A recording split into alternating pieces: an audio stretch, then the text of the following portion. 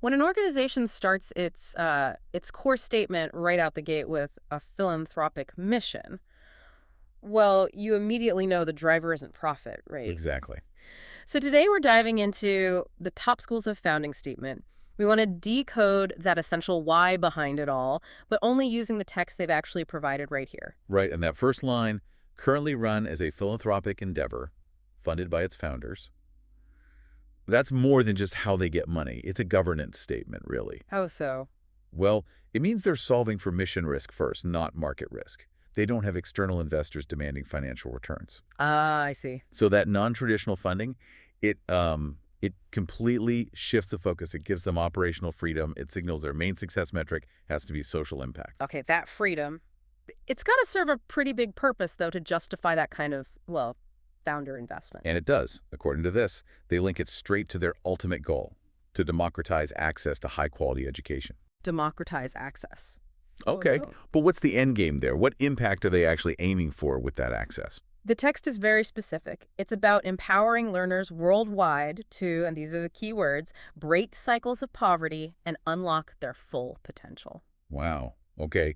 Breaking cycles of poverty. That's profound. That's a huge social objective. It is. And when a mission's that ambitious, using philanthropy to tackle these huge global issues, the question isn't really, can they afford it? It's more like, okay, how are they actually going to execute social change on this scale? Yeah, the scale is undeniable. But how does that mission funded internally actually become, real on the ground consistently? Well, that's where the community comes in, isn't it? A mission like that, you'd need like an international army. So let's look at the community bit mentioned here. Right. And this is where they state the scale of execution.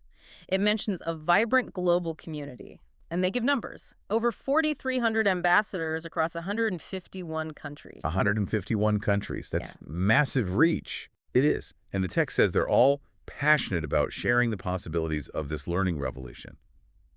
Which sounds great, but think about the logistics. Managing that passion, ensuring quality control, making sure the delivery is consistent and high quality across, 151 different cultures, languages, regulatory environments.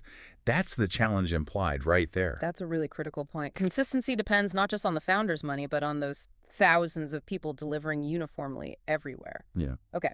Yeah. So finally, the text wraps up with a promise. It talks about the user experience, sort of the quality benchmark for this new era of learning they mention. Yes, the promise. Education must be, quote, truly enjoyable for everyone. That's setting the bar incredibly high. Truly enjoyable for everyone. How realistic is that? Well, it frames their ultimate quality standard. They envision this new era where education isn't just effective, isn't just engaging, though it needs to be both those things, but also truly enjoyable. That enjoyable part feels subjective and Yeah. maybe the hardest to achieve universally. Absolutely. It's the most subjective bit and probably the most critical for a mass audience. But this structure, this philanthropic model, it allows them to prioritize that learner experience, that enjoyment, maybe in a way that purely commercial models often can't afford to. Okay. So boiling it down for you, the listener, what's the key takeaway here? It's a It seems the model isn't just about the money. It's built on this specific governance, the founder funding, that allows for maximum global social ambition, right? Exactly. And it leans heavily on this huge distributed international community to actually deliver on that goal, the goal of making serious education universally enjoyable. Okay, that makes sense. But it does leave us with a big strategic question, doesn't it? For any mission like this, aiming to tackle poverty through education, if you could actually do it, Yeah. if high-quality, effective education was made universally accessible and truly enjoyable, if that democratic access really happened, which single country or community, one that's really struggling with poverty right now, do you think would gain the most immediate, the most profound competitive edge from embracing that specific kind of education first?